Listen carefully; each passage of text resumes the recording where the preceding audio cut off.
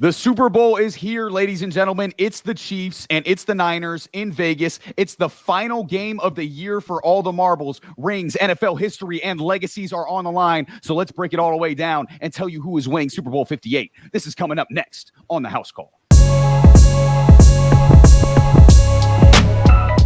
What's up, everybody? Welcome into the Gridiron segment here at House Call Sports. I'm here with Sammy, Gage, and Hussein. My name is Matt, and before we break down everything about Super Bowl 58, I want to give a shout out to the sponsor of this video, and that is Lids. Lids.com is the #1 place for hats, all teams, all styles, all brands. Obviously, you got hats, you got shirts, you got jerseys, and much more from official leagues and brands. They ship free to any store or on $50 orders online, and they've got new codes up every day because they are trying to save you some money, people. I can't even tell you how many hats I've got from Lids in my life. Their brick and mortar store in the 5th Avenue Mall in Anchorage, Alaska was a staple of my childhood, and now their website is a staple of my adulthood. So hit the link in the description to get your favorite team's favorite gear at Lids. Lids, any team, anytime, anywhere. Now, it is time for some Super Bowl 58 discussion. The last game of the season is upon us, which is equally extremely exciting and extremely sad, considering we won't have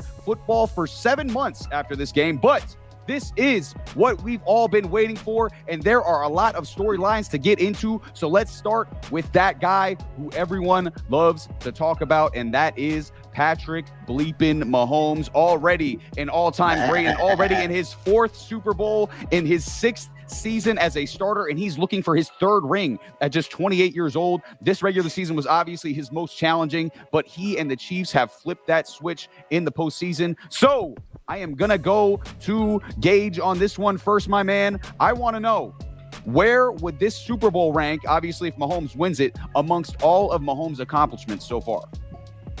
Against all of his accomplishments so far, honestly, probably the least of the 3 of his Super Bowls. For his legacy, like legacy-wise, yes, it's huge getting the 3rd ring, but for what he's done this far, yeah, I think it's been more impressive that he got there and what he's gone through to get there the first couple times.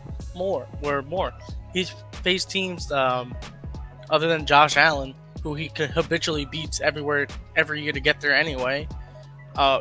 He beat teams that can't win in the playoffs. Lamar showed us he still can't win in the playoffs. Even that's the best team he's been on the field with. Like, it's hard to say. We all wanted to see Lamar win that game. He just can't do it still. And Lamar will be there in the same situation next year to try and prove us wrong once again. But yes, the receiving core has been awful, but their defense has been phenomenal getting them there. Their defense is allowed. We'll talk about it later again. But defense is allowed under 17 points a game in the playoffs. That's how you win playoff games. It's been the defense wins championships. It became a thing because it's a real thing. So, his accomplishments wise, I think he's done way more impressive things in his tenure as a quarterback. But for his legacy wise, the 3rd ring is massive. 3rd ring in year 7, year 6? 6, yeah, 6 is a starter. Yeah. So, legacy wise, it's bananas, but purely accomplishment wise of winning it, I think he's done crazier things in the first 6 years. Yeah, I see your point. I mean, obviously his first year, comes out, throws 50 touchdowns with Tyreek Hill and Travis Kelce, a ridiculous start to his career. It's hard to kind of, build upon that. But I think he's just, this year he's been just a different type of great, that was the obvious, over the top great. And this year is he's had to be like I said on, before the playoffs started, I was he's got to be more of a game manager in the playoffs if they want to have success. And I think that's what he's been so far in this postseason. But Sammy, I'm going to you, man. If Mahomes wins this Super Bowl, where does it rank amongst all of his accomplishments so far? I mean, it's got to be up there. I understand Gage's point. I mean, I get it. The road to get to there is, by the way, very disrespectful if you just completely crapping on my Dolphins like that, by the way. But I completely understand the sentiment. I'm going to allow it and let it slide because I am a man of peace and not of war. Anyway. Yeah, whatever. Yeah, look, I digress on that. Look, anyway. Look, Patrick Mahomes, it's got to be up there. I mean, look, if you put the receivers up there and put a list of his receivers this year and compare it to what it has been in the past, I mean, my goodness, it's black and white. I mean, you want to talk about electrifying. He had Tyreek Hill, Mecole Hardman, Sammy Watkins, Travis Kelce. He had a track star his first couple years in the league. The track star leaves. He wins a Super Bowl. The remaining parts of whatever kind of track star that left last year leave. So now he's stuck with crumbs. And he took the crumbs and made it into a beef Wellington, which I can't really understand how he did it. But he did it.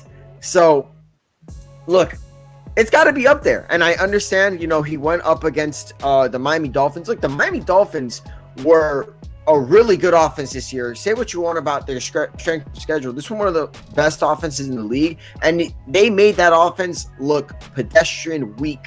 They made it look terrible, like the Jets offense. And then they go up against the Bills, and the Bills are just utterly... Like they were. What the fuck am I catching strays out here? What the hell? What do you mean? Why am I catching strays? Hold on, it was bad. It just was. Look, you're ruining my point. You could have said any other bad offense. The Jets were like one of the look. We could get into semantics all we want, but the point is they were the Dolphins' offense was bad this playoff game. Okay. Zach Wilson level bad. Anyway, look, the Bills, he then goes against the Bills. And everybody thinks, he has never played a road game. The narrative with Mahomes then became, he's never played on the road. Well, surely when he's on the road, things are different. He goes to Buffalo and he beats Buffalo, which, by the way, Buffalo's never beating him. It's just never going to happen. And then he goes against the Ravens, who were one of the most dominant teams in NFL history, statistically. Like, we're talking about statistically one of the most dominant teams. They beat the Niners, beat the brakes out of the Niners, beat the brakes out of the Dolphins. They did it against the Lions. They did it against, all these elite teams. They couldn't hang with the Ravens. But you want to know who could? The Kansas City Chiefs and Patrick Mahomes. And you want to know why? It's because Patrick Mahomes, quite frankly, ladies and gentlemen, is the best QB in the league. And he's the best QB ever. And when you're the best QB ever, you always find a way. And Patrick Mahomes, just like the greatest of all time, Tom Brady does, he found a way to make it to the Super Bowl. And I'd say it's really up there because the weapons he has had combined with all the adversity he had to face, I think it's up there. I mean, it's got to be. I mean, getting there with some of the receivers he's had. Obviously, Rashee Rice has come on in this second half of the season. He looks like a really, really good young receiver. Obviously, you still have Travis Kelce there, but it looks like even at the end of the regular season, Kelce wasn't looking like the same type of Kelce that we've been accustomed to. But he's flipped that switch in the playoffs too, and now he's back to being arguably one of the greatest playoff weapons in the history of football. So yeah, I mean, it's up there for Mahomes for sure. Hussein, I'm going to you, man. What do you think if Mahomes wins this Super Bowl? Where does it rank amongst all of his accomplishments? It puts him in a certain category, right? When we're talking about the greats, it puts him in with Tom Brady and it puts him in with Joe Montana and maybe Terry Bradshaw if you guys had a good relationship with your grandfathers, right? As the only team to go ahead and have back-to-back seasons. For me personally, the win does nothing other than confirm what I'm seeing already, which is we're witnessing the birth and we're in the midst of watching what is trajectorying to be the greatest quarterback in the world. With all respect to Joe Montana and all respect to Tom Brady, when you look at Pat Mahomes' records and his stats right now, he is blowing these guys' numbers out of the water, in addition to just getting the opportunity year after year to compete for a title. It puts him in that historical context already where you get to say, hey, he's one of the few guys, the Bart Starrs, the Troy Aikmans, the Montanas, the guys like Brady that have won the back-to-back. But if you're honestly being a student of what we're witnessing, look, man, I struggled a little bit with watching Brady do what he did, especially when Brady lost a Super Bowl. I held on to it. Montana never won a Super Bowl. Tom Brady's the greatest, right? It just is what it is, right? We're now witnessing that again with Pat Mahomes. He's not there yet, so I wouldn't go yet to say he's the greatest ever, but the trajectory is so much farther than what we had with Brady and Montana, where we were still kind of wrestling with that, but with Pat. The likelihood is that if this guy wins this bowl, joins that back-to-back club, He does not need to win as many bowls as Brady, in my opinion. This isn't going to do anything other than confirm what I'm already sitting back and witnessing. And I think a lot of us are. And maybe if you're a Niner fan, you have a little bit of resentment, or if you're a Patriots fan, but we're watching the greatest quarterback to ever play the game. And that'll get changed in a couple of years. But he's so far out there that all this victory will do is just confirm and give me the opportunity to text my boys that are Montana and Brady guys and go, y'all see what I'm talking about? That's pretty much the only thing that we're really reconciling here with Pat Mahomes.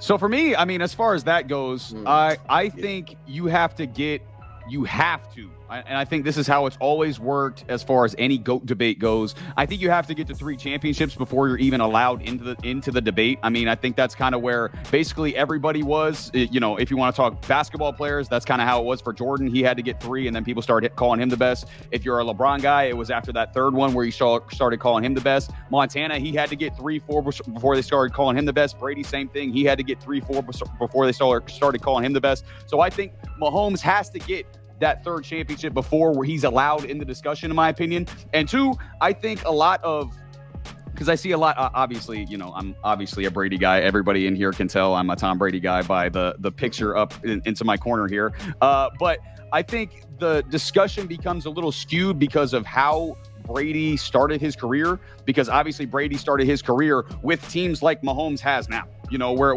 wasn't very good weapons and it was a really good defense and he wasn't asked to do a lot, right? So people comparing Brady's numbers through his first 7 seasons to Mahomes' numbers or 6 or 7 seasons to Mahomes' numbers through his first 6 or 7 seasons, where Mahomes had Andy Reid, the greatest offensive mind ever, Tyreek Hill, one of the greatest wide receivers ever, and Travis Kelce, one of the greatest tight ends ever. I don't think that's a fair comparison stat-wise. Now, and obviously it was a different era as well because Brady's playing, and what people don't recognize about Brady too, Brady was playing in an era early on, obviously not later in his career when it changed, but early on, he's playing in an era where they can still hit the receivers. Brady, there's a couple clips of Brady getting his head absolutely knocked the hell off by defensive players then too, you know, so they're playing in different eras. Now, I do understand the argument for Mahomes, obviously, you know, he can just do things that Brady can't do as far as athleticism goes. But, you know, I think the stat argument is a little bit skewed in Mahomes' favor because of those couple of things. Even when it's that far apart, look, Joe Montana, he concedes that Brady's the GOAT, but when he's on the Dan Patrick Show, and he's done this on multiple occasions, he's kind of always thrown I never got to play out of the shotgun. So the problem with these GOAT debates is when we're seeing these freaks that come every 10, 15 years, the game is so different within that span. Changes a lot. But even with, you're saying it right now, even within Brady's era, you saw a completely different game of what Brady was playing towards the end of his career, towards how the game was played towards the beginning of his career. My only objection to all of it, and it's something, again, I had to wrestle with it. The gap between those two guys right now, we're not talking about a guy that Brady at this point had, I don't know, let's just throw fake numbers out there, 15,000 yards, and Pat was at 17. No, it's Brady was here and Pat is so many years ahead. What this year has proven to me from Pat Mahomes, which we saw early on in Tom's career, which maybe we're seeing, maybe not necessarily in Brock's career because of the personnel, but the way that he's running the scheme, is we're seeing maturity out of Pat. We're not seeing the same thing we saw out of Lamar Jackson in that AFC Championship game where something happened to Lamar, in my opinion, where he said, I'm going to be a pocket quarterback against Mahomes. Yep. You're not winning that game. And Mahomes decided, I'm going to let this defense win this game and us not make any big mistakes. So you saw this swapping of philosophical approaches by both of these quarterbacks. Lamar seemed to want to go ahead and compete with a guy he doesn't have to throw a pass against. No, Mahomes is on the other sideline, but you saw Lamar Jackson that kind of didn't play his game. And we really just saw this pocket passing Lamar where Mahomes really said, you know what, I'm going to show you how much I've matured, how much I'm becoming a veteran here, and I'm not going to go out here and look for 450 yards and 4 touchdowns. And that right there, you usually see at the beginning of a career because maybe they're a little hesitant. What you're seeing it in now in Pat just has to do with maturity and what a legend is in the making. And he does, and to your point, I mean, that's the biggest evolution in Mahomes' game is he's learned, like you said, he kind of learned backwards. He kind of started off as the high flying, throwing for 50 touchdowns, 5,000 yards, and he's had to work backwards just because of the weapons that he's had, So he plays. The thing that made Brady so great was his situational. He knew how the game flow was going. He knew whether it was going to be a low scoring game or a high scoring game, and his play was based off of that. Sure. And Mahomes has that same thing. Mahomes has that exact same thing, and he's able to determine. Last week, they didn't score in the second half because Mahomes said, I'm not taking no chances until you guys prove you can score on my defense. And that's exactly what Tom Brady did for 20 years. And my only problem with that is we didn't seem to give Brady credit for that. We always seem to be like, oh, see, Brady's getting carried by his defenses. And now when Mahomes has a defense that's capable of doing something like that, it's like, well, look at Mahomes. He's just doing he's doing this. So, because he knows his defense is going to get stops. It's like, well, don't you think that's what Brady was doing too? So that's my issue with that is because I think people who are trying to take away from Brady don't realize that Mahomes is just doing the exact same thing right now that Brady was doing before. Sure. Yeah. And only schmucks don't take Brady that kind of credit, because Brady was like, again, Brady at the time was never really, you said it, Matt, like he never needed to, because Belichick's defense was always amazing. Why would you want? It's the same thing with Patrick Mahomes. My defense is top 5. Why am I going to force it with limited receivers, an offensive line that's not necessarily the best? So my only thing is, and this is kind of why I lean towards Patrick Mahomes as being the best QB ever, not the greatest, but the best. As soon as Patrick Mahomes came into the league, in my opinion, he was the best QB in the league.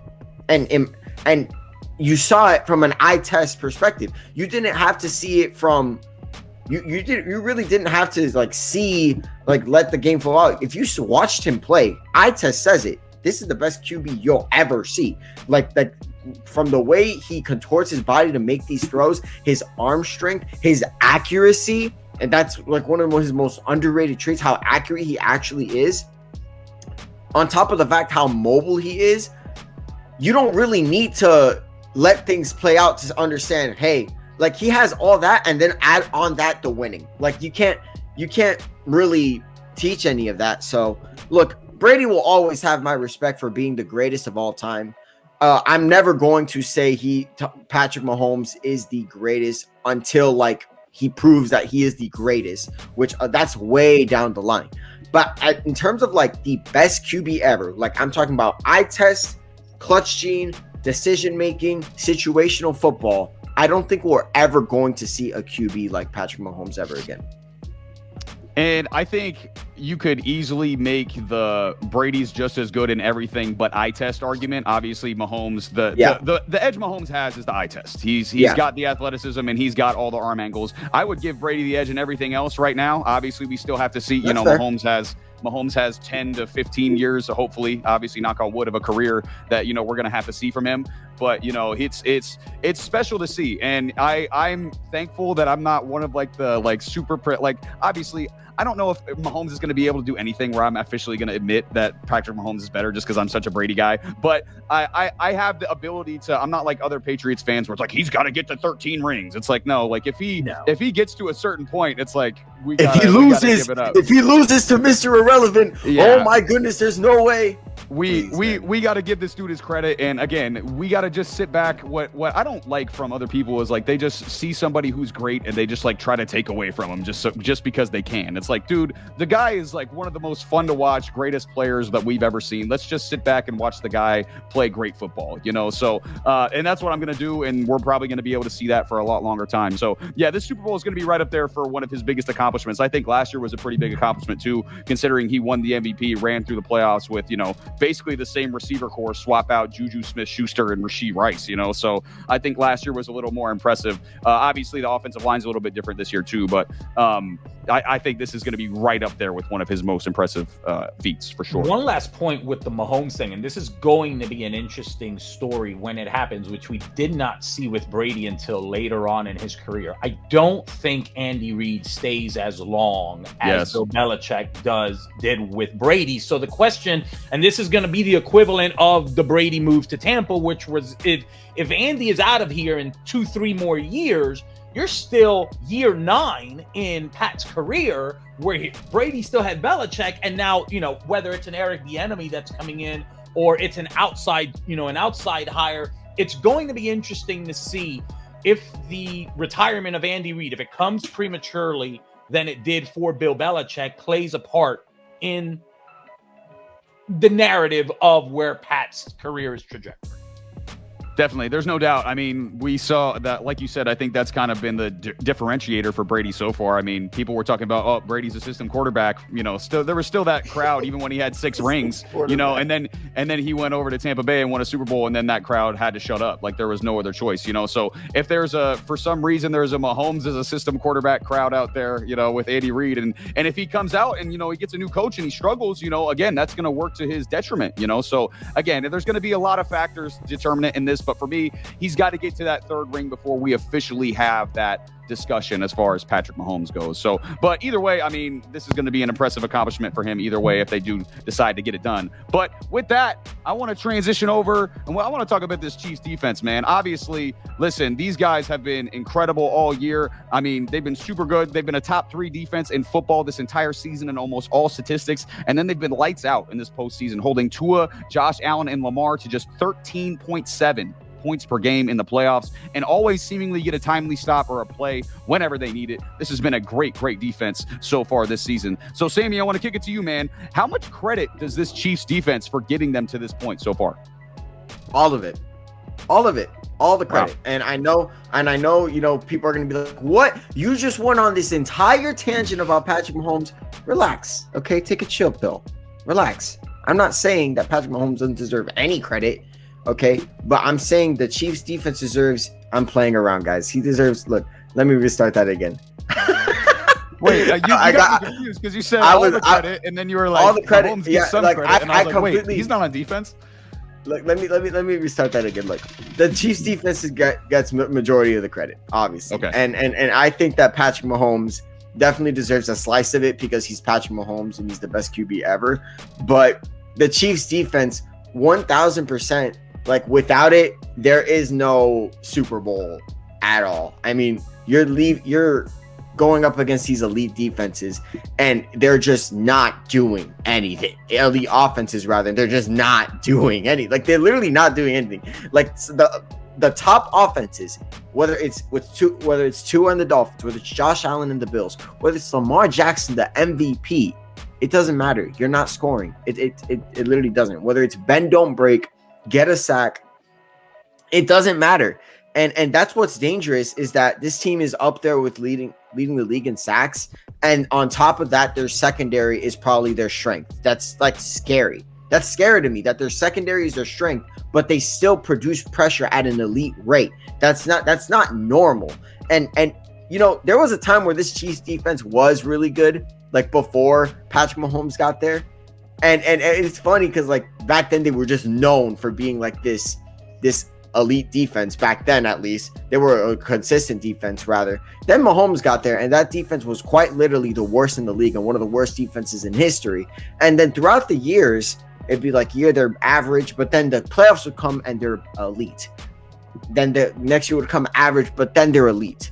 This year it's different, because this year they've been elite, and then they've been elite and elite and elite. Like, it's been crazy. And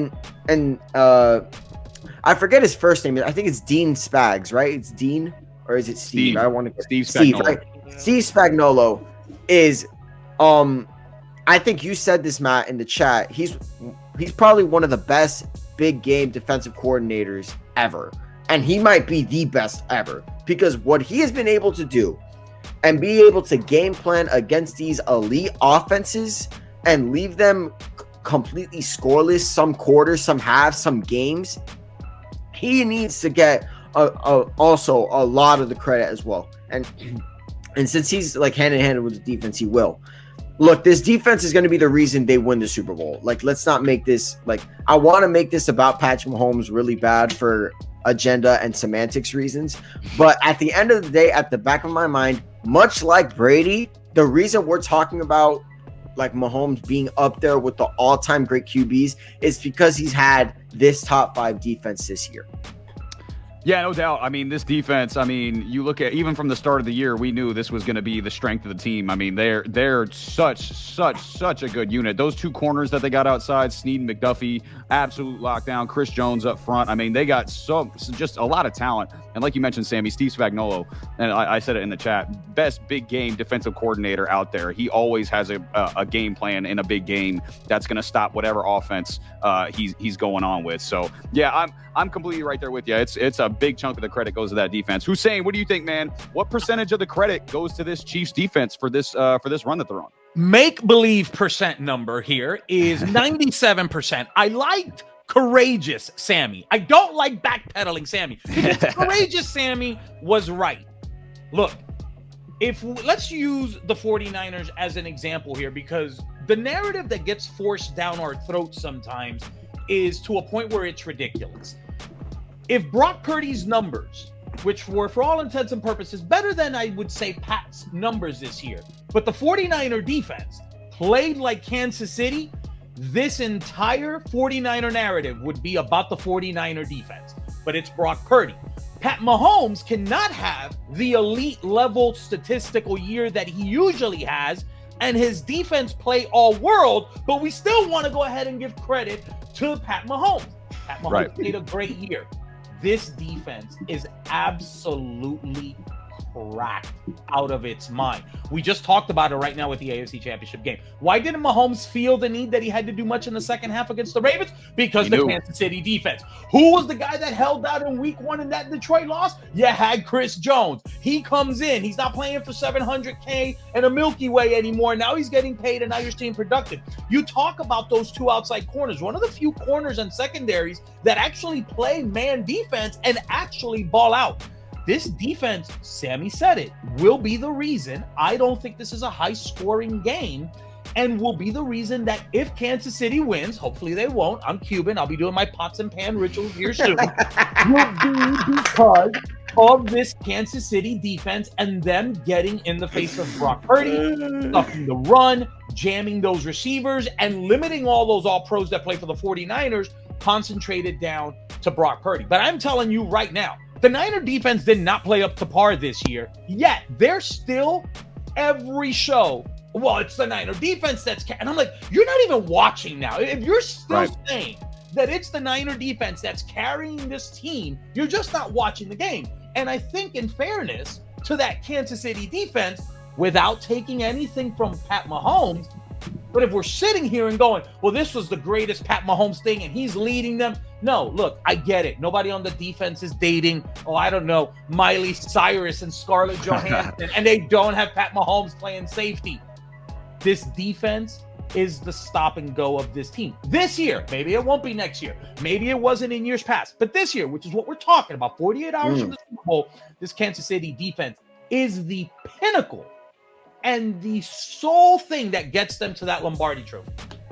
Without a doubt. I mean, we even saw it week 1. I mean, the Lions put up 21 in that game, and 7 of them was on a Kadarius Toney drop and a pick 6, So they allowed 14 points to a Lions team without Chris Jones that ended up being one of the best offenses in football, So, I mean, the team is just unbelievable. And then obviously 10 points to Lamar Jackson last week is crazy, after they were running through the entire NFL.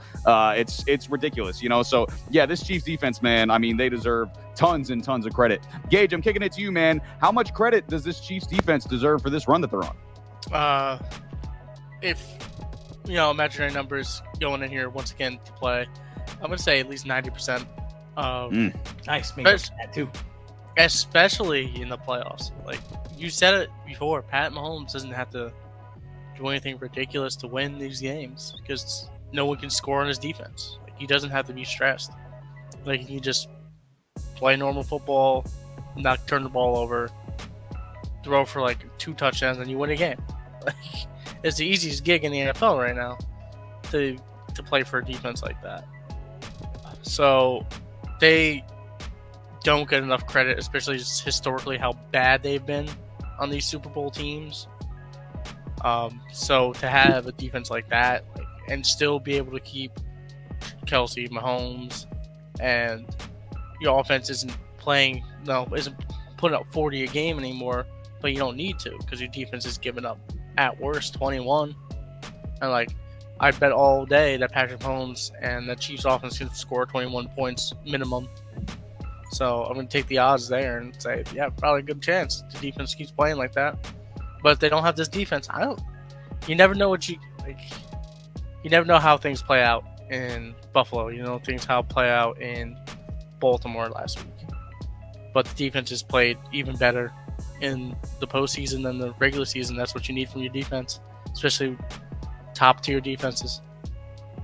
No doubt about it. I mean, I'm right there with you guys. I'm giving a lot of credit to this defense. I'm not giving 90, 95%. I said 75%. That was my number. I'm giving 75% credit to the defense because Gage can vouch for this, not to throw shade at your Jets again, but if you don't have an offense, if you don't have a quarterback, if you don't have any of that, it does not matter how good your defense is. You just won't win. The Jets had a horrible situation there. They had a great defense and a horrible offensive situation, and you're under 500. I give 25% of the credit to Andy Reid, Mahomes, and Kelce because without those guys, even with the defense this good, again, the football is such a complementary game. You have to play on both sides of the ball. Again, those sides complement each other so well, especially in this playoffs without Mahomes turning the football over. They complement each other so well that, it allows them to be as good as they are in the postseason. So I'm still going to give a quarter of the credit to Mahomes, Andy Reid, and Travis Kelce. But yeah, the vast majority of that credit definitely goes to that defense because that defense is 100%. It's the best in football right now. There's no doubt about it. They proved it over the Ravens. They proved it over just about the Browns. They proved it over just about anybody else who was in that discussion in the playoffs. And, the Kansas City Chiefs, man, who would have thought a couple years ago we'd be talking about these guys as a defensive juggernaut on the defensive end. But that shows you how good that GM, Brent Veach, is and how good their front office is, completely flipping their style of football and still winning games, man. They just got winners in their organization. There's no doubt about it. But I want to transition. I know Hussein wants to talk some Niners. So, matter of fact, let's talk some Niners, man, as they are now in their second Super Bowl in 5 years and have been to 4 conference championships in those 5 years, including 3 straight. This is all led by head coach Kyle Shanahan, who is obviously a really good head coach and incredible offensive mind, but has had some moments in big games where he has come up just a little bit short. So, Hussein, I have no better place to start than with you on this one, my man. Do you trust Kyle Shanahan in this big game being the Super Bowl? Other than the 28-3 debacle to the Patriots, if I asked 100 hardcore football fans, who is the defensive coordinator for the 49ers the year that they gave up the 3rd and 15 play to Tyreek Hill, which, by the way, included a hold on Nick Bosa, which we won't go ahead and talk about. When we talk about the offensive play that he dialed up, that had to do with Jimmy Garoppolo throwing it to Emmanuel Sanders, which was the right play call, and he dropped it. How much do I trust Kyle Shanahan? I trust Kyle Shanahan 100%. I don't have a problem with Kyle Shanahan's play calling. I have a problem with the execution that has plagued him in these situations. You can't have Jimmy Garoppolo hit Emmanuel Sanders and he drops it in that play right after Kansas City went ahead and took the lead on us.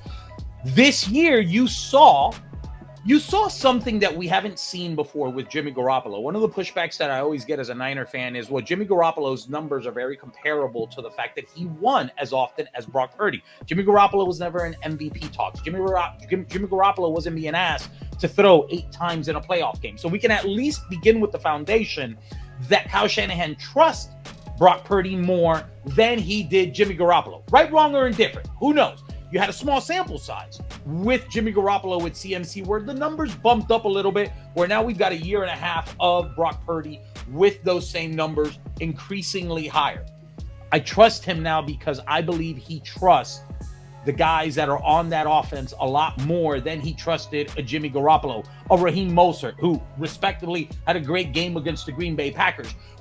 The fact of the matter is that when you've got 7 All-Pros on your team, your play calling is more than likely going to get executed at a higher percentage than when you've got, again, a big play needed from a Raheem Mostert or just an Elijah Mitchell or a Jimmy Garoppolo throwing it again to to whoever there. I trust Kyle Shanahan because Kyle Shanahan has been one of the more consistent coaches in the league. And Kyle Shanahan, when we talked about the Pat Mahomes, Tom Brady trajectory, we're seeing a lot of similarities between a Kyle Shanahan who has now gone to NFC Championship, and a Super Bowl, much like the elderman that he is playing across the field in Kansas City when we saw Andy Reid lose 3 NFC Championship games, lose to Tom Brady with Donovan McNabb, and then got his Pat Mahomes. Bill Belichick got his Pat Mahomes earlier in his career. Andy Reid got him now. Is the young man from Iowa State the Pat Mahomes, Tom Brady for Kyle Shanahan? I don't know, but here's what I do know, that the play calling that Kyle Shanahan has and the execution that Brock Purdy has is being eclipsed at a higher percent than previous years, including an MVP year by Matt Ryan, which is why I say, other than that 28-3 debacle, I understand what the narrative has to be. And I haven't even brought up the fact that he's come back in his last 2 playoff games. Yeah. I trust Kyle Shanahan. Without even including those 2 games, I would just go ahead and point to the fact that the likelihood that you're going to be down 17 points to Detroit is a higher percent of coming back when you've got Christian McCaffrey, Debo, Ayuk, and Brock Purdy, as opposed to Raheem Mostert, Kyle Juszczyk, young Debo, and Jimmy Garoppolo. Hey, respect Juice. My goodness, that seemed out of bad taste. No, I didn't like the way you said that, Hussein. My goodness. I didn't like the tone. No, I didn't like that one bit.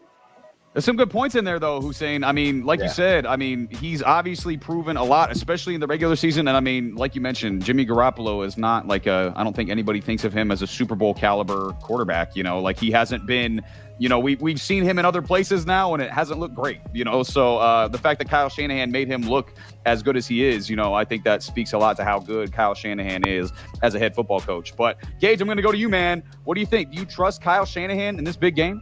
I'm not gonna be as animated as Hussein going into this because he is now after my take. He's got some skin in the game, and I'm far from it. The biggest thing is, do I trust Kyle Shanahan? Yes, 100%. 100%. He is one of the best coaches in the league. If you think otherwise, I don't know what you've been watching for the last couple of years. He did it again. Matt alluded to it, that Matt Ryan, and yeah, that game turned out how it is, but like, how much of that was on Kyle Shanahan? Like, how much did you put on that on Kyle Shanahan? Like, I'll put a good amount. Can you name the defensive coordinator for the Niners that year? Which year? 2019? Yeah. Robert Saleh, wasn't it? Was it Saleh? Yeah. It was Robert Saleh, yeah. What do you think drew up that play? New York Jets legend, by the way. Okay. Anyway. That's not bro. Sorry. Answer the question, Gage. You're doing way off. Answer the question, Gage. Sammy, you just put him in a blender right there, dude. You put his mind in shambles there. Bro, I'm having fucking Vietnam flashbacks over here. Damn. Anyway, yes, I trust Kyle Shanahan. He has a body of work, and his biggest flaw that we've been saying for the past couple weeks is, can he play from behind? He has terrible numbers playing from behind, and he's done that the last 2 weeks. In the biggest spots where you really needed it. It was do or die. You have to come back. You're down 1 score in the 4th. Okay, you proved that, number 1. Now you're down and going into the second half, and you have even worse numbers going down, and you're down 20. What was it, 17 going to after the end of the half? Yeah, 17 points. Yeah, and it was another tick in Kyle Shanahan's overcoming a lot of stuff that he's been knocked for in his coaching career. So big steps for him. And big step for Brock Purdy, too, coming back from adversity like that. And big ups for the offense and defense locking it down and getting into. But you can't play that slow game against Patrick Mahomes, so you just get thrown into the dust. But my only knock for Kyle Shanahan is, yes, I trust Kyle Shanahan, but I trust the guy across on the other sideline way more. That's fair too. I mean, that's fair too. We've seen it from Andy Reid, but again, I think before he got Patrick Mahomes, I think there were similar questions, like who kind of Hussein was mentioning about Andy Reid. You know, so it's a lot easier to have those questions answered when you have with a better quarterback than Jimmy Garoppolo at quarterback. Without a doubt, with Donovan McNabb. Without a doubt, yeah, McNabb, and you know he had other guys too. Mike Vick, you know he had some of those other guys that he had were definitely better than. Yeah, true. He definitely had. All he had was better options than Jimmy Garoppolo. That's all he had. You know, so. But yeah, I mean, this is low hanging fruit. I feel bad. Sorry, Jimmy. I mean, Jimmy's handsome. He can deal with it. He don't gotta worry about us. Yeah, he's good. Yeah, he going out with porn stars and stuff like that. He's all right. So, Sammy, I'm gonna kick it to you, bro. What do you think, man? How much? He's also finessing the Raiders at millions of dollars. What a segue. Okay, let's just talk about the fact that Jimmy's going out with. Okay, anyway, look, my man. Do I trust Kyle Shanahan? My goodness. Do I trust Kyle Shanahan? I'll be honest with you guys. I don't know. I really don't. That means no. That means no, by the way. I don't know what you're talking about, Matt. Let me think about this for a second. Look. I'm gonna be honest. I was working. Hey, real quick. I was working. If your girl asks you if you love her, and you say I don't know, what's she gonna think? Okay, first of all, let's not bring Christina Bellinger into this. Thank you very much. and second of all, look, man. You got me. But see? Look. I gotta say this though. I've been thinking about this. I was at Chick-fil-A today. And I was thinking to myself, man, as I was bagging this spicy chicken sandwich with pepper jack and bacon, and I was thinking to myself, should I trust Kyle Shanahan to win a Super Bowl with Brock Purdy, Mr. Irrelevant? And then I thought to myself, wait a minute, that's not all he has. He has Christian McCaffrey. He has Deebo Samuel. Kyle Shanahan has never had this assortment of weapons before. So the fact that he's been to a Super Bowl with Jimmy Garoppolo and those assortment of weapons he had back then is impressive all the way. So I thought about this and I'm like, you're damn right I trust Kyle Shanahan, because the last 2 playoff games, it was, and I'm going to keep reiterating this, I feel like a broken record saying this. What has been the knock on the Niners? They are front runners. They don't know how to play from behind. And when it happens, it's over. Matt alluded to this. Matt even said at one point, don't let the Lions get into a big lead or it's over. Well, that aged like milk because they came back. Somehow they came back. I didn't think it was possible, but they did. So I think that demon, they crossed 2 demons already. Now they're gonna have to face Satan himself along with all the Swifties. And it's just going to be a very, very big challenge there. It's going to be a very huge challenge. But look, man, he's already surpassed the coming back. He has a better roster than ever before. What we need to worry about instead, forget Kyle Shanahan for a second. What about the defense and what they're going to do? Yeah. Okay, and we're going to talk about our keys to win later on, so I'll get back to the defense later. But Kyle Shanahan, I think, has earned his flowers, and I think he has a better offensive roster than ever before. So I'm going to say, yes, I trust Kyle Shanahan. And I don't think him losing the Super Bowl this year is going to say we can't. I don't think that proves that we can't trust him. I just think he's facing his match, and that is Andy Reid. I think, I wouldn't say that. Well, maybe I would. I would have to think about that a little bit more. I would agree. It would depend on how the Super Bowl went. Depending on, if we say we can trust Kyle Shanahan or not. If it goes like 28-3 goes, I think it's very fair to say we don't trust Kyle Shanahan. So for me, I still don't trust him yet. I think for me, as far as a coach goes, I would compare him to Lamar Jackson. He would be my coach player comparison. He's the Lamar Jackson of coaches, which right now he's obviously great. The results speak for himself, but in the big moment, he's a bit inconsistent, so I can't give you my trust yet. We've seen big leads blown. Granted, like Hussein said, it is with Jimmy Garoppolo, but we've seen big leads blown. 10-point lead in the Super Bowl versus Kansas City, 10-point lead in this NFC Championship game versus the Rams. When he was with Atlanta, the 25-point lead in the Super Bowl. I can't get those things out of my mind. I need to see a really great game from him, start to finish, and then you can earn my trust. But again, in big moments, he hasn't been consistent yet, so I can't do it yet, okay? I can't quite do it yet with Kyle Shanahan because I need to see more in a big moment. And for me, I think once you win a Super Bowl, then all trust is forgiven. Everyone trusts you because you've done it before, right? I think until you see it be done, I don't think you can be fully trusted. So I definitely do not trust Kyle Shanahan fully yet because I need to see him do it. You've got a talented enough roster to do it. I need to see you do it in this Super Bowl, So if he does it in the Super Bowl, yeah, he's got my trust. But until then, I don't trust him 100%. What do you guys think about that? I think we become prisoners of the moment in a lot of the ways that we view sports. If Kyle Shanahan wins the Super Bowl, and let's just say he doesn't trail. Let's just say it's a low-scoring 21-17 game. Not saying that that's my prediction. The 21-17 game, Kyle never trails.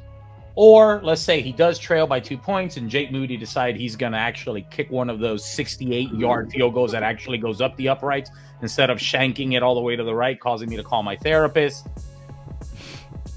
I don't think that says anything new about what we've seen from Kyle. The fact is that since Kyle has come to San Francisco, he's been one of the more consistent coaches in the league. You either have to side with, look, the personnel was not there for him to come back in games that he was trailing, or it's a Kyle problem.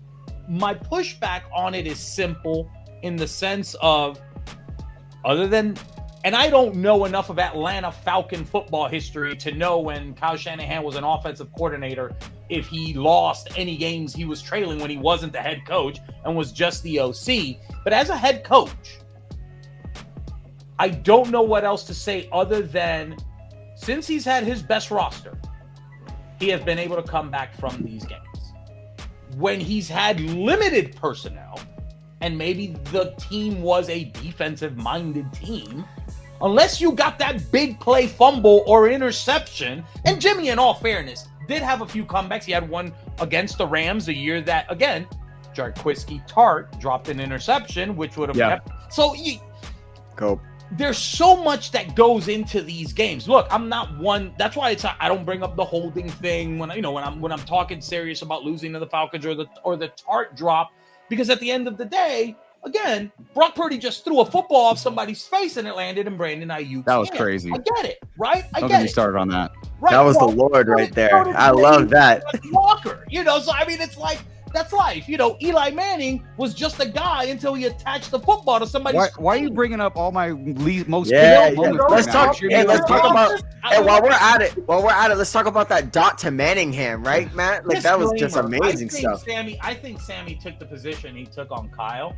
because his head coach is an understudy of the Kyle. Same, yeah, absolutely, 1,000%. That's the only thing. Break out in hives when he sees the Miami offense being ran in San Francisco. Yeah, I just see Kyle Shanahan, and I immediately think, that's my guy. He brought me McDaniel.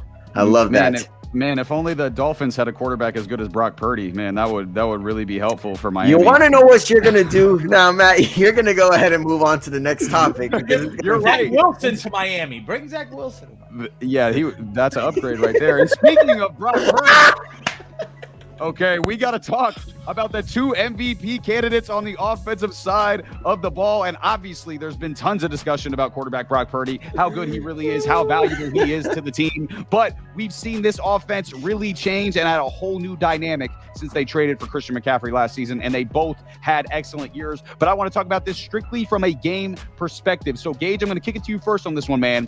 Who is more important to the Niners if they want to win this game? Is it Purdy or CMC?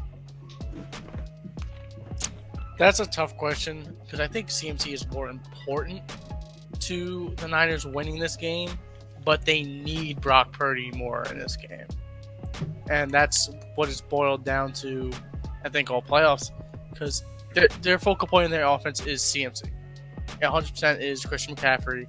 If he goes off for 2 touchdowns, 150 yards, that's what you need from him. That's what you want from him. And if you get the run game going, you take a lot of pressure off Brock Purdy, which you need to do to win this game. Conversely, they need Brock Purdy more.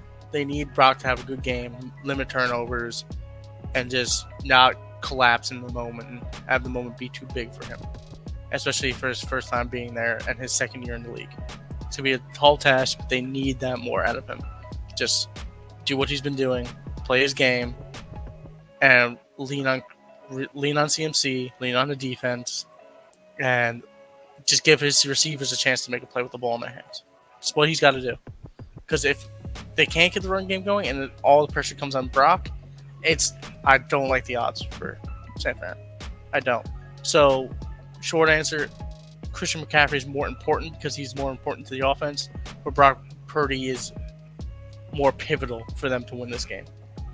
Yeah, I agree with one of your takeaways in there. It's going to be tough if they can't establish the run in this game. I think they will be able to. We'll talk about it more in the keys to victory, because I think, Kansas City's run defense is a little vulnerable. But I think if it turns into a Brock Purdy's got to drop back 40 times type of game, I think it's going to be tough for the Niners to win something like that. But Sammy, I'm kicking it to you, man. What do you think? Who is more important to the Niners' success in this game? Is it CMC or is it Purdy? This is like one of the toughest questions I've ever been asked, because quite frankly, it's like, shut up, Matt. Quite frankly, I look, man, look, I'll give you credit on a lot of things. Okay, I'm gonna call it a cookie cutter question. You don't give me credit for nothing. What are you talking about? That's literally cap. I give him credit, ladies and gentlemen. Matt is the host. Okay, Matt is the host of our show. Save it for the Discord. Job. Hey, look. This man is capping. I am not capping, but look, I digress, Gage. Thank you for getting me on track. I think it's got to be Brock Purdy, because Brock Purdy plays the most important position in the entire NFL world, and that's quarterback. Sound like those MVP voters. Yeah. Look. Look, I'm not gonna get into that. Anyway, look, Brock Purdy is he's the guy. He's the guy. I'm not gonna look. I'm gonna go ahead and say it. Look, he went to a Super Bowl.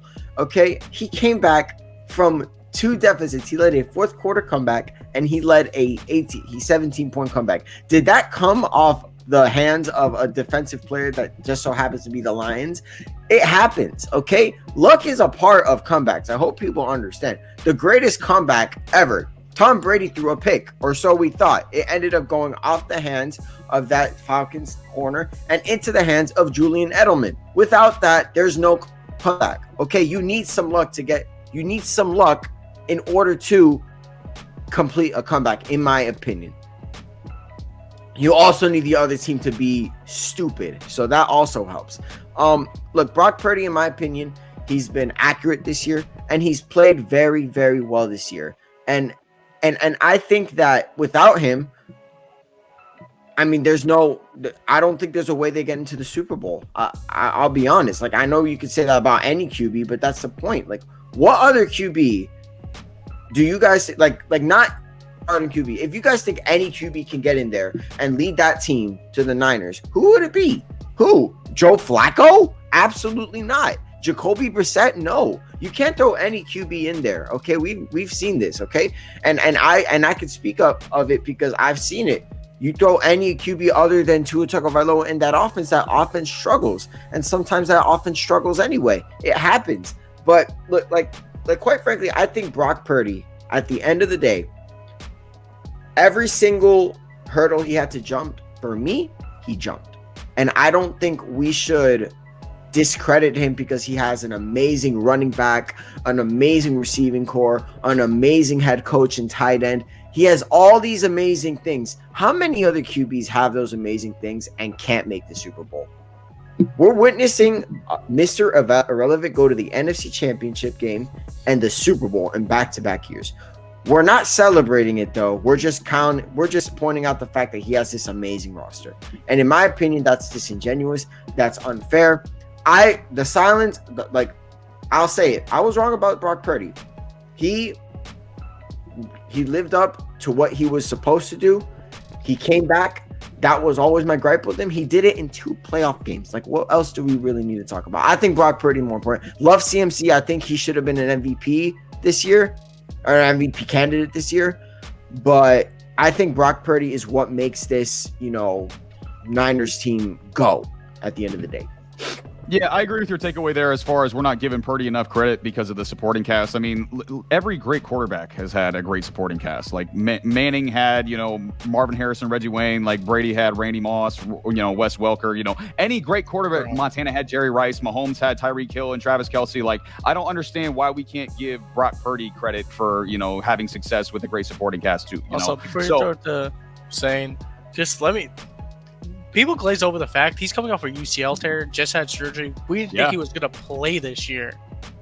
And then put up to be in the conversation MVP year. And a year. Yeah, hell of a year. Yeah. Hell of a year. No got doubt. back to the Super Bowl. Like, the people did, no mention of comeback player of the year. Like, nothing. Like, people forget. Like, we might not have seen Brock Purdy play this year. It was, enough time for his UCLA to heal and be like, nah, I'm still going to have one of the best years for any quarterback in the league.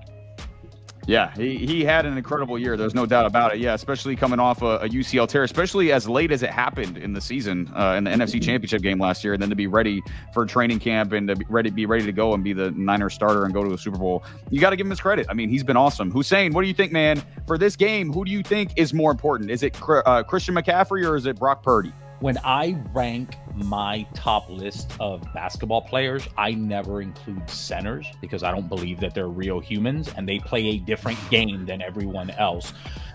The quarterback position that's such an interesting side take, by the way. That's such an interesting side take. What? Why? Much like the quarterback. I mean, centers do play a different game than everyone else. Much like the quarterback. Yeah. Look, forget Brock Purdy for a minute. You can look at Super Bowl quarterbacks of the past. Their starters, even if they weren't the best, mean more than most of the other all-stars. You can remove Stan Humphries from that Chargers team. Trent Dilfer out of that If Trent Dilfer gets hurt in that Super Bowl, the Ravens are not winning it, even with that defense, because somebody's just got to exist to at least be able to hand off the ball to Jamal Lewis and throw it to Shannon Sharp. Brock Purdy, if Brock Purdy gets hurt on Sunday, the Niners are in a lot more trouble than if CMC gets hurt on Sunday. While CMC is still the best player and the most valuable player. How we define valuable is a very, very subjective thing. But obviously the question is answered by, and it's unfair because you can just insert always the quarterback. It's always going to be the quarterback. Take Brad Johnson in Tampa, Trent Dilfer, whoever. So again, in the event that one of those two guys go down, the fact of the matter is that you'd still prefer to have your starting quarterback be the guy taking the snap, play in and play out. Who's the better player? Who's the more valuable player? It's CMC. What I will say, though, in regards to Brock Purdy, without going into justify why Brock Purdy is elite, we confuse a lot of the conversation with Brock Purdy from a legacy standpoint. It's okay to say, I need to see another year or so from this guy who's 25 games into his career, while also being able to admit he was one of the top 5 quarterbacks by every metric this year. Rich Gannon won an MVP. No one has a Rich Gannon poster, but we have to admit that he was the best quarterback that year.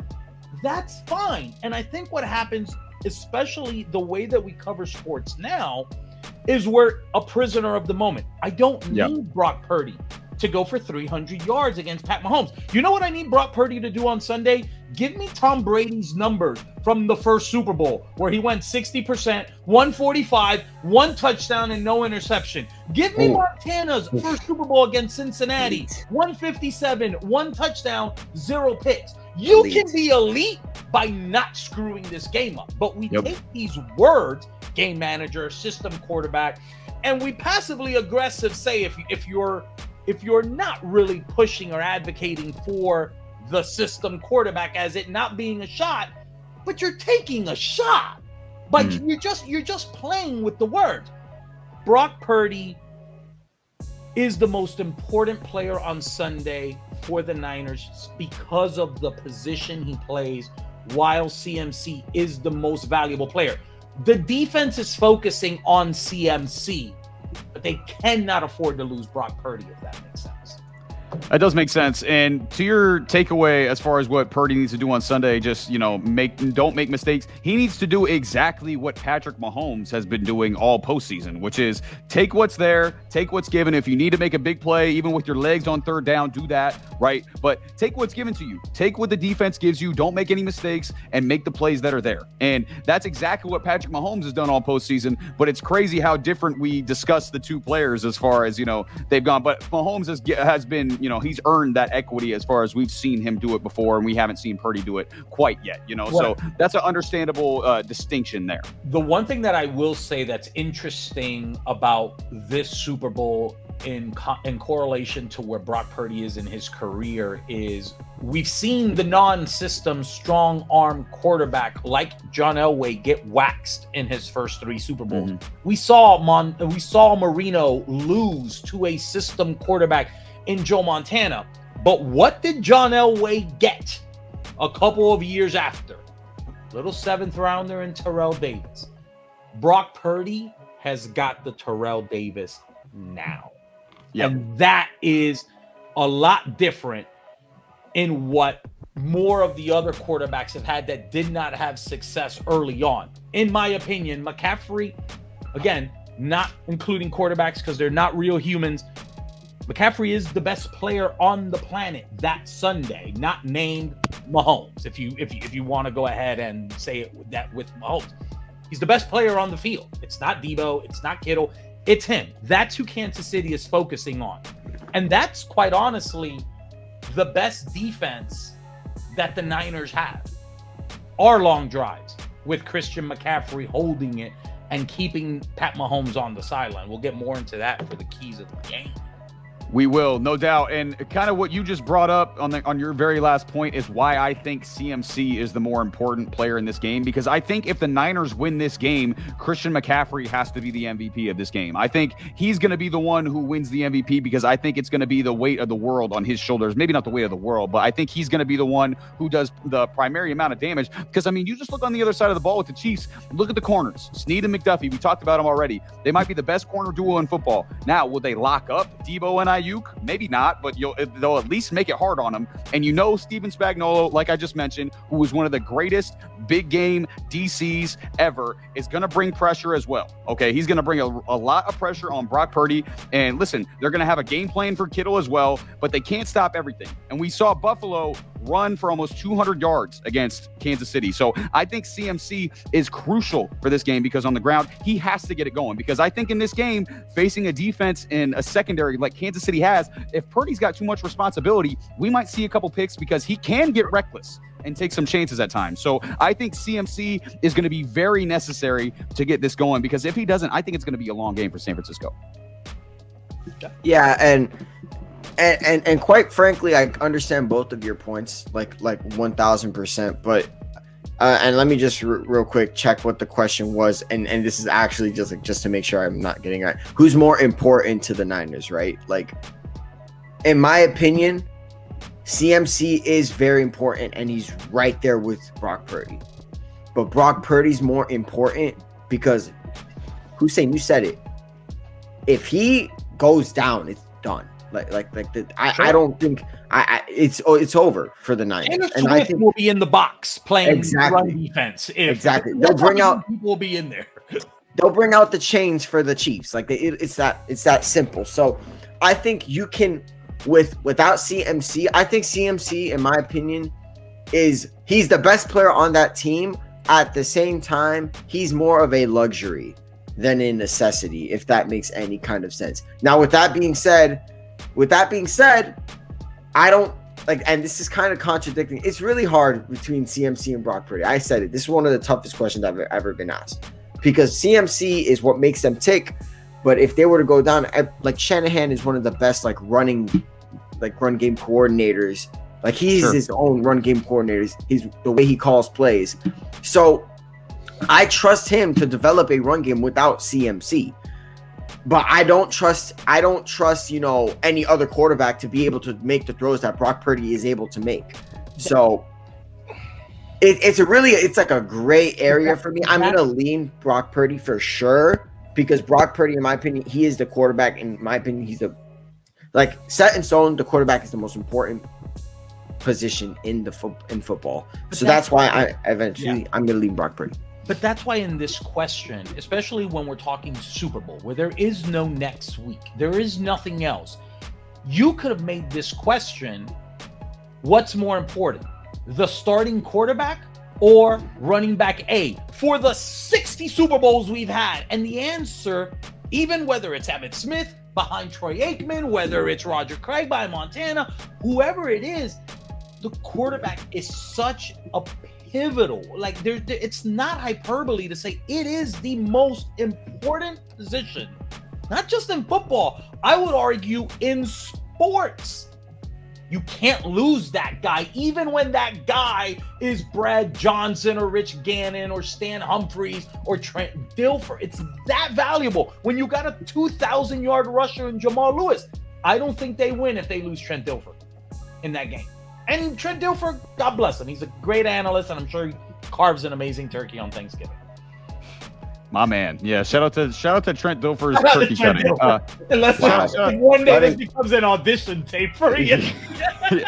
shout out to him. Trent Dilfer. Shout out to him. Yeah, I mean, they're both going to be. Listen, both of these guys are going to be super pivotal for the game anyway. I mean, it's just kind of a matter of preference for me. I just think CMC is going to have to win the MVP if the Niners are going to have the best opportunity, I should say, to win this game. They obviously can if Purdy's the MVP, but I just think it's going to be their best chance to win if CMC is the MVP. But speaking about this game, let's talk a little more about it, man. We want to get into it and figure out how this game is going to be won from each team by giving you some keys to victory. So, Sammy, I'm going to you on this one, man. Give me some keys to victory for both of these teams if they want to win Super Bowl 58.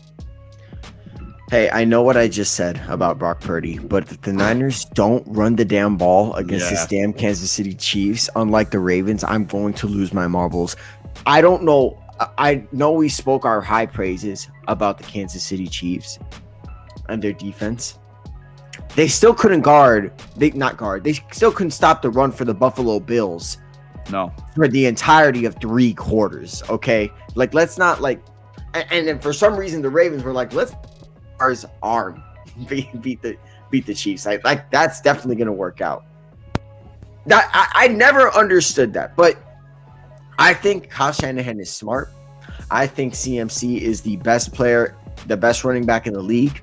And I think Shanahan knows that. And I think he's going to say, you know what? We're going to run this ball and we're going to run it consistently. There eventually, the Chiefs are going to have to stack the box. And that's when I think they're going to need to rely on Brock Purdy to make some of these throws. But I think that at the end of the day, the Niners better run the damn ball. I don't want to see. I better see CMC get at least 19, 20 rushes at the very least. At the very least. Now for the Chiefs, I'm gonna say the same thing. Run the ball. This Niners defense against the run in these playoffs is the second worst run defense of the 14 playoff teams that played in these playoffs. The Niners somehow in 2 games played managed to have the worst run defense. Okay, so I don't know the second worst run defense. Rather, I don't know who was the last worst. It was probably the Dolphins. But it just goes to show that the Niners, at the end of the day, with all of that talent on the defensive end, if you run at Chase Young, you have a chance. And quite frankly, I think you have the personnel. The Chiefs have the personnel at running back to do it. So I know it's wow, running the ball, Sam, so groundbreaking. No, in this game, if there's any time to run the ball, it's now. If there's any time to go old school, it's this game. Okay, you're talking about the weaknesses of these teams. And at the end of the day, the weaknesses are the run games for both teams. I better expect it's just going to be a smash mouth running down your throat game. I don't expect big stats from either quarterback. Are we making predictions yet, Matt? Do you want me to do that right now? Later? After this. All right. Yes. Perfect. But run the ball. Damn it. Run the ball. Yeah, I mean, it's going to be, the trenches is basically what determines the game pretty much every game, and if whichever team controls the trenches is going to control the game. And yeah, both of these run games, if they get going, to keep the other team's quarterback off the field is going to be super, super important. So Hussein, I'm going to you, man. Give me some keys to victories for both of these teams if they want to win the Super Bowl. I'm going to piggyback off what Sammy said in both teams establishing the run, but I'll dive in a little bit deeper as to why, because I do think that both reasons as to why both teams want to run are completely different. From the 49ers standpoint, Kyle Shanahan, and rightfully so, and as a fan, the defense right now has a lot of questions. I know that the narrative will never be that, and they still think that we've got Patrick Willis back there and that the defense is just shutting everybody down. But look, this defense that the Niners have to play has to come by time of possession. Every minute that Pat Mahomes is on the sideline and he can't throw and he can't hand off and he can't run and he can't do anything but hold on to his helmet and hope that his wife and his brother are not making fools of themselves on TikTok is a great opportunity for the 49ers to capitalize. On the flip side of it, If playing for a Super Bowl on a contract year doesn't motivate the likes of Chase Young, I don't know what will. This Niner defense, I will not be surprised if you saw a little bit more of Randy Gregory than Chase Young in this game. Obviously, you see Chase Young, you see a specimen, and he can do so much. But if I'm Kansas City, I am testing this run defense. I am testing this front seven. Because here's what I know. As bad as this Niner defense has been against the run, you know what hasn't been bad? The pass rush. And Bosa has decided to remind himself that he makes now $30-something million a year and has been on a tear. So if the run defense is suspect for the 49ers and I want to keep Bosa off of me because I've got the left tackle that leads the league with the most amount of holds in the league this year, we're going to test this 49er interior line and run right at Chase Young, run inside there against Hargrave, and maybe even run at Bosa. What the Kansas City Chiefs don't want to do is drop back with the way that Bosa is playing, is potentially have that chess game with the Travis Kelce and a Fred Warner matching him. So I think both of these teams need to establish the run, again, for two different reasons. If you're the Niners, keep Pat on the side, and if you're the Chiefs, because that's probably right there the weakest part of this 49er defense that hasn't shown up, like Sammy says, this postseason. You know, if Pat Mahomes has to do what Pat Mahomes does, he can do it. On the passing side of it, I think what you're going to see a lot from the 49ers is a lot of shifting, a lot of short to intermediate routes. This is the game where I want all the narratives, all the stereotypes of Brock Purdy that were not true for the first 18 weeks to come to life. This is where I do want him to dump it off 2 yards to McCaffrey and let him do something. This is where I want Debo on an end around and a pitch and let him do something. This is not the week I am going to argue, yeah, but do you know that Brock Purdy leads in all deep passing metrics? No. I want, again, Tom Brady's Super Bowl stats from his first run. Give me a $145, give me a touchdown, give me 0. I don't want 170 yards against the Kansas City Chiefs from McCaffrey as much as I would take 111 yards, which is what Kansas City gives up on an average basis here.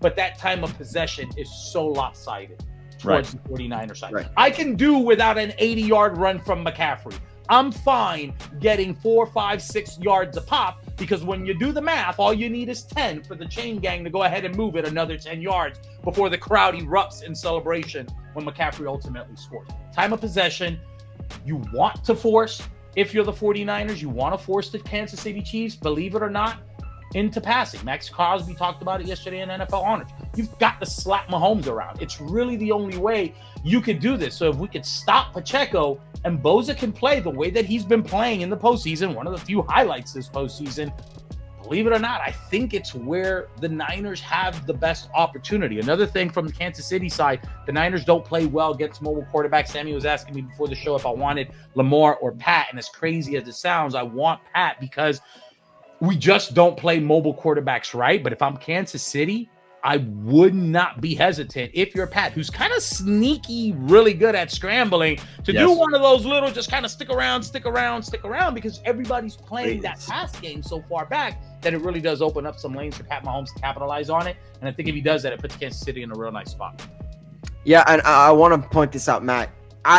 And this is it. This is all I really want to say. Eye test goes out the window in this game. Like, eye test, like, that's it. Like, it's about, like, winning football here from here on out. So, go ahead, man.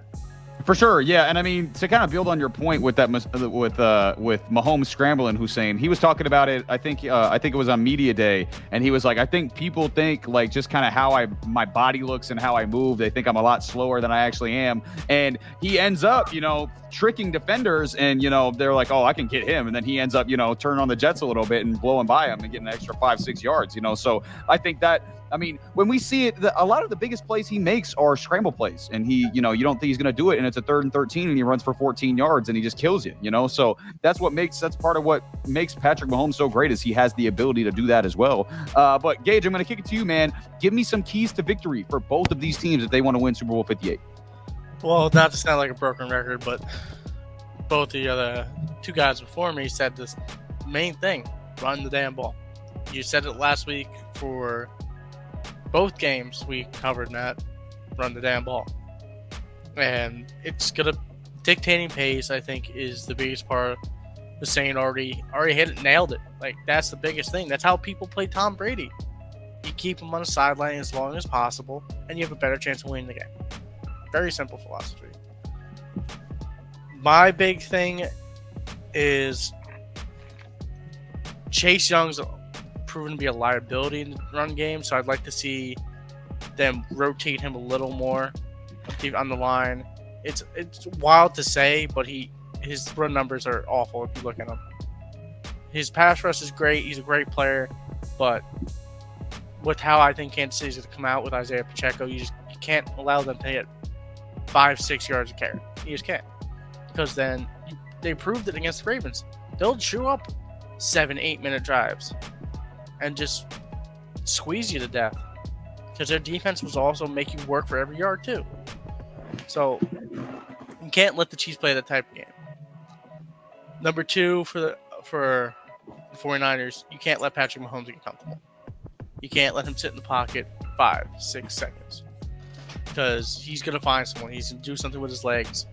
You got to make him uncomfortable. Step number 1. You can't let Andy Reid have full spreadsheet play call. You have to put him in situations where he's locked into what he can do. Because if those two guys have freedom or are comfortable, you're staring down an uneven playing field. You just can't. For the Chiefs, you can't let CMC get going. You just can't. Stack the box. Make Purdy beat you right away. They've been starting slow. Use it. Don't let them get any traction. Hit them behind the line. Hit them hard. Set the tone. Trust your corners. You have a great corner tandem. And just make Brock Purdy beat you. Make him beat you over the top, too. Like, play up, play fast, and see what you got. Just use the advantages you have. Yeah, I mean, listen, I'm going to be very similar to what all these guys said. I mean, first of all, I want to build on your guys' point about Chase Young. I think when Chase Young got traded for a third to the Niners and Montez Sweat got traded for a second to the Bears, all of us were like, wait, why did Montez Sweat get traded for a second and Chase Young got traded for a third? And then we watched the rest of the season and we were like, oh, that's why that happened, because Montez Sweat is a beast and Chase Young has proven to be less than that since he's gotten traded over to the 49ers. So, yeah, I think that's kind of an interesting point to make as well. But, I mean, listen, my key to victory, I'm going on, this is one side of the ball for each team, and it's kind of what you guys have said, okay? It's with the Niners on offense and the Chiefs on defense, because as far as the Chiefs offense goes, I have no doubts about Mahomes in this spot. I think he's going to find a way to put up enough points to win the game, and he's going to play this game exactly how it needs to be played. If it's a higher scoring game, take some chances, make more plays. If it's a lower scoring game, take what's given and don't make the mistakes. He balances that better than anyone in football right now, and that's why he's the best in the world. But for the Niners offensively, again, stick to what you do the best and what the Chiefs defense does the worst. This is not a Brock Purdy throwing the ball 45 times game, okay? This is CMC all day on the ground, and the Chiefs are going to have a hard time stopping that. But this week will decide if that happens or not, and if I truly trust Kyle Shanahan learning from his mistakes, not only from his mistakes, but from the Ravens' mistakes last week and from his previous failures or not, okay? If he sticks with what's working and what got him there, they're going to have a lot of success, okay? If he gets nervous, panics, tries to get cute, okay, that's when they're going to lose this game. So I think it's up to Shanahan to see whether or not they rise to the occasion and they stick with that game plan that they come in with. And that game plan better be, let's give CMC the football a lot. But finally, we didn't predict this game already for a reason, okay? Because we were saving it for the end. Well, it's the end. That means it's time. We got an amazing game on deck. The two best teams in football are going at it in front of the entire world to determine who the best in the world really is. And only one team can be left standing. So, Hussein, I'm going to you, my friend. Who? I think I know where you're going with this. Who is winning Super Bowl 58? Kyle Shanahan is unbeaten when he scores more than 21 points this season. I got 49ers in this one. Ooh, shocking. Whoa. 27-21. I think the defense booby traps the Chiefs. The Niner defense of old reveals itself, and the Niners take this. I will say this, early on in the season, in all seriousness, there was a heavy dosage of Christian McCaffrey rushing attempts that you started to see kind of decrease towards game 5, game 6, game 7.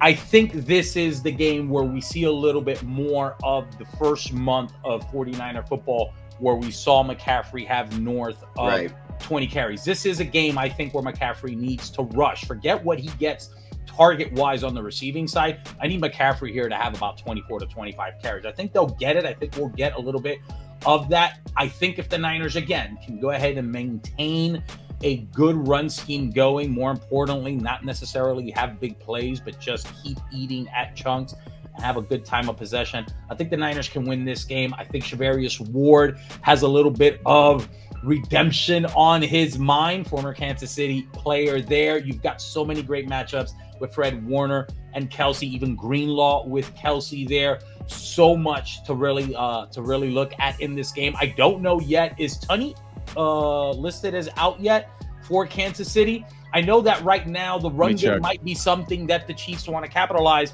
but not having Tunney there, having Jawan, who I believe led. I think he's going to be good to go. All right, so I think he's been active at practice, but I could be wrong. You could go. Yeah, if he's not at 100%, you've got Tunney. I don't know how they're going to match up, Boza over him or or anything like that. But I think this is a really good. Tunney's out. He's out. He's out. Mm-hmm. Oh boy. I'm trying not to smile. Let me close my face here so I can finally do this. I think the Niners, especially after being exposed on film, there's got to be a little gut check time here for the likes of Armstead, Kinlaw, Chase Young, Boza. I mean, they said all the right things leading up to this game. Oh, it was a team effort where we didn't show effort. No, it was Chase Young. We all saw it. We all saw Chase Young not try it. We all saw Chase Young have this reputation in Washington. It was Chase Young. All right. So you might see a little bit more Randy Gregory and stuff like that. But I like the Niners here in a close game, separating themselves in the end, believe it or not, the costly Pat Mahomes turnover. Very reminiscent of Peyton Manning throwing that six against the Saints, and the Niners, bang bang Niner gang, get their quest for Saints. Oh my gosh! Yeah! Jesus! I got a little glass of wine just for that. Oh my! I was gonna say, help us, Jesus! Blur that out! Blur that out! There are children watching. Who do you think's the MVP, Hussein? Who you got for Super Bowl MVP? Brady won it when he threw for $145, and I think it was Antoine Smith had about 90 yards. I could see Christian McCaffrey going over 90, maybe getting even about $125. And again, until we are courageous as fans and as voters, I think they still end up giving it to Brock Purdy, even at a level. If you ask me, I've got no problem giving it to the guy that I think should win it, with the CMC. I could see Debo having a game very much like he had in Philadelphia and him not getting it. The MVP thing, it's something that I guess is for another show, but who do I think will win it? I don't even think Brock Purdy needs to play that all out of a game in order for him to win it. If I was betting on it, it would be Brock Purdy. Who I would like to win it, if he goes for $117 and 2 touchdowns, obviously, give me Christian McCaffrey. Other than a non-quarterback, be on the lookout. Again, Boza. I don't know the last time a defensive player won it. Maybe Von Miller. No. Yeah, I think it was Von. Von Miller was the last. Yeah. Boza's lined up in a prime situation with the injury to Tunney, with those with that offensive line really tackles. Being, it was barbecue chicken anyway. Those tackles suck. My goodness. Boza's prime. I don't know if he'll get it, but if that's a guy that can maybe really make a devastating impact, and he had a great game. I think he had 2 sacks in 19 against this same Chiefs team, different roster, but be on the lookout for Boza. I'm gonna be paying attention to that a lot on my end. Yeah, I mean, for one, your pick shocked me. I thought you were going to go with the Chiefs. I'm truly shocked. I'm truly shocked by your pick, Hussein. And I mean, it's gonna be interesting. I mean, obviously, it's gonna be a great game. You said the Niners get 27. That was 27-20. I think they get 27 on. This is a high-scoring offense, and again, here's what Kansas City has done. They've played the more popular, and even if you want to consider them elite quarterbacks, and obviously Lamar and Josh Allen, but there are so many weapons on this offense and so many ways of them attacking you. Again, you've got so many short to intermediate shift type plays. Again, Brock Purdy led in so many of the deep passing metrics. There's a lot of way to attack this defense that I don't know if this Kansas City defense has seen an offense like this. I don't know if it's going to impede them from winning it, but I would argue that Baltimore doesn't have the personnel that San Fran has, and neither does Buffalo. You can name bigger stars, but collectively as a unit, and then look, this is where we'll throw one of those cliches. Defense wins games, the run game works, but football is also a team sport. And we got a lot, if you're a Madden fan, a lot of above 95 guys on that squad. A lot of superstar X factors on that squad for sure. We got a lot of guys on that squad. There's no doubt. By the way, just because Sammy likes the Cuban superstition stuff on it, if you're a Madden guy, you play MUT. I actually removed the best quarterback in the game right now, which is a 95 overall Doug Williams. Put in my brand new Brock Purdy and I'm going to be using that Brock Purdy, even though he's not better than Doug Williams in the game, all through the weekend, because I need to give him some good juju so he can win the Super Bowl for us on Sunday. My goodness, some positive visualization there for Purdy. Yeah, that's if they get to 27, that's a hell of a performance from the 49ers offense, because that Chiefs defense is no joke. So, Gage, I'm going to kick it to you, man. What do you think? Super Bowl 58. Give me your winner. Give me a score, and who's the MVP? I don't want to say it. Beautiful. Say it. Say it. 21-20. Kansas City Chiefs. Patrick Mahomes gets his third ring. Off a Jake Moody missed field goal to end the game. Hussein. Ooh. Yeah. That was last beautiful. 2-minute drill. Patrick Mahomes scored to go up 21-20. Brock Purdy does it, gets him in field goal range, and Jake Moody whiffs it. We don't have that's a script right there. We don't have and whiffs it. That's a script right there. I like that. I hate it. I bet you do. Super Bowl MVPs, Patrick Mahomes. Yeah. Cool. It's hard not to give it to the quarterback. If they win the game, unless someone has an absurd day on defense, or like Travis Kelce goes for like 3 touchdowns, 200-something yards, it's going to happen. If Damian Williams didn't get it that one Super Bowl, I was gonna say Damian Williams should have had it. For someone else other than the quarterback to not get the MVP, the quarterback's got to have like 0 or 1 touchdowns and like a couple of interceptions, and then it goes to somebody else. But if the quarterback has multiple touchdowns, 1 or less picks, like he's probably getting the MVP. That's basically how it works every single time, you know. So in the last decade, was it Edelman and Cup? Was it Bobby Wagner or Bruce Irvin that got Malcolm Smith? Malcolm Smith got it. Was the most random one. Look at that. Very random. You literally could have given it to anybody that game, and nobody would have. Yeah, you could have. You could have given it to Russell Wilson or Beast Mode that game, but I think Smith had like a pick 6 and another forced fumble or something like that. But yeah, it goes to the quarterback. 80-90% of the time, that's the safe bet. Especially if the Chiefs win, they're going to look for a reason to give it to Mahomes. No doubt. He might not win regular season MVP, but he's going to get an MVP. Like somehow, somehow, always finds a way. Yeah, they'll definitely find a way to give it to Mahomes for sure. Sammy, I'm kicking it to you, man. Super Bowl winner. Who's winning Super Bowl 58? Give me a score. Give me the MVP. I love this time of year, mostly because I don't have to stress about this time of year. Yeah, you never do. Yeah, never, ever in my life. Neither does Gage. Anyway, look, I think, in my opinion, the Chiefs are going to win this game. I do. And they're going to win it because Patrick Mahomes, I said it before, and I'll say it again, the best QB to ever play the game of football. I think he's going to put on a clinic, and I think he's going to, I think he's going to capitalize on the run game working very, very well via Isaiah Pacheco, Jerick McKinnon, Clyde Edwards-Helaire. I think that run game is going to be very work against this Niners defense. I don't think you can just turn it around in 2 games. Look, the last 2 games that we saw, the Niners defense has had moments where they've stepped up, but at the same time, they've also had more moments where they have just not been the Niners defense that we know. So I think the Chiefs offense is going to have their way. Patrick Mahomes is going to have his way. The Super Bowl MVP is going to be Patrick Mahomes, but I'm going to go like a little out of left field here. I think Travis Kelce is one of those guys who I would not be surprised they give the Super Bowl MVP because because of Taylor Swift. So Because of the goddess.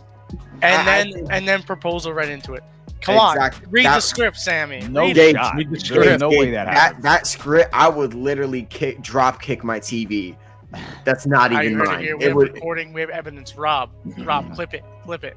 Rob, okay, look. Actually, Rob, Matt's editing. I'm Matt, editing the episode. clip Yes. it. 1:30, Matt. I ain't clipping shit. This is already gone too long. Editor Matt, just to let you know, this has gone an hour and 30 minutes. You're gonna love this. Anyway, look, let me just get to the Super score. Bowl Sunday video. Yeah. You knew this. The last one. Yeah. Yeah. look, also Matt showed up 20 minutes late. So final score. Doesn't have anything to do with the record time, Jack. Final we had to make it longer now. You know? Oh God. No, The final score, gentlemen, children. The final score. I think it's going to be 24-21. I think it's going to be a game-winning field goal from Harrison Butker. I think Patrick Mahomes is going to throw a deep ball to Rashee Rice over their all-pro corner, Charvarius Ward, the former Chief. It's just going to be so poetic. It's just going to be so beautiful. It's just amazing, Matt. Go ahead.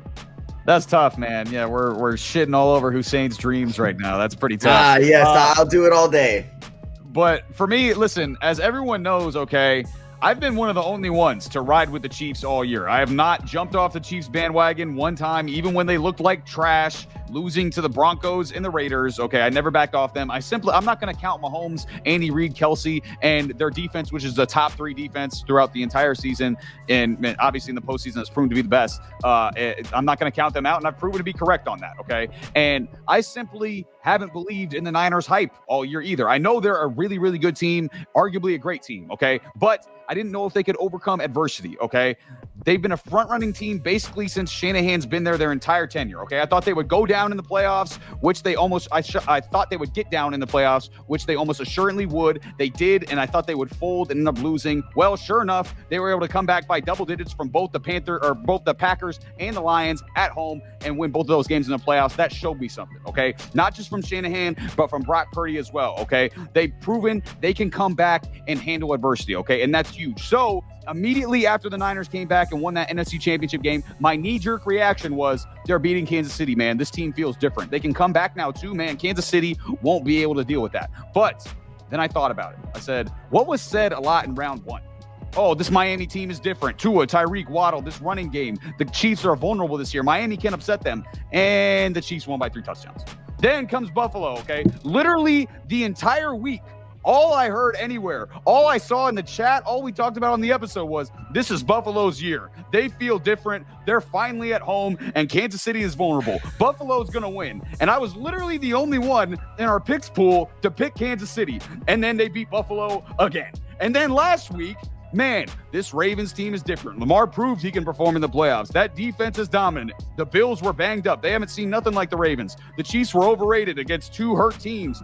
Baltimore in a blowout. And then Kansas City wins again by a touchdown. I am not falling for it again, ladies and gentlemen. It is a trap. The 2.5-point spread in favor of the Niners is trying to trick you into thinking they're better. They are not better. The Chiefs have the better coach, the better quarterback, and the better defense. Plus, they know they can get it done in these moments because they always do. There's no uncertainty. There's only confidence. Plus, they're playing with a lot less to lose. They've already won Super Bowls and will probably be back. Meanwhile, the Niners have not done it before, have lots of uncertainty these moments, and have lots of pressure because if they lose, it could do irreparable harm to their psyche. So with that being said, Chiefs 24-19, Mahomes is the MVP. Again, I do not want this to happen. I am not rooting for the Chiefs. I'm actively rooting for Hussein's team in this game, which I never thought I would do because I know a lot of really, really goddamn annoying 49ers fans, Hussein. I know a lot of them. They're really, really annoying, okay? But You're not one of them, though, Hussein. I simply have to You call haven't it seen how my I see TikTok it. videos.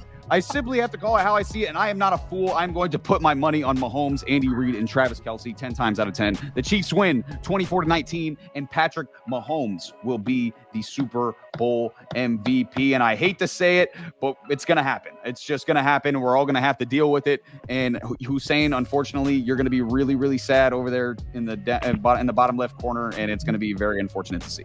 Much like Sammy's disclaimer that I think he was ragging on Kyle because it reminds him of Mike McDaniels, I definitely thought Matt was going to go 49ers just because he doesn't want Pat chasing down Tom. No, I'm not. He's got to go here with the Niners. And again, that was kind of my rationale. It was part of my rationale when the 49ers beat the Lions. I was like, they're different. And then I thought about it, and I was like, no, they're not. They're not. The Chiefs are going to win, dude. Who am I kidding?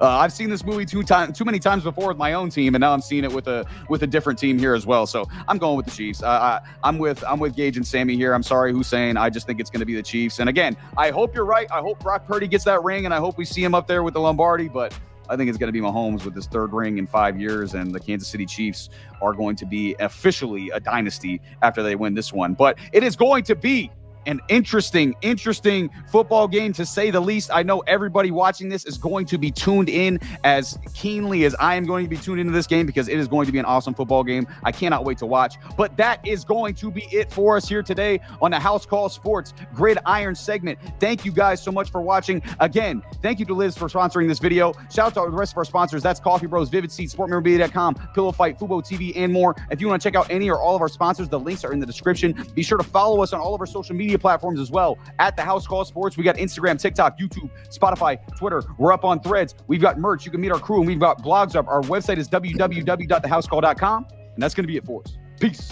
Have fun. LA had. Heck, they were rolling at the end of this regular season.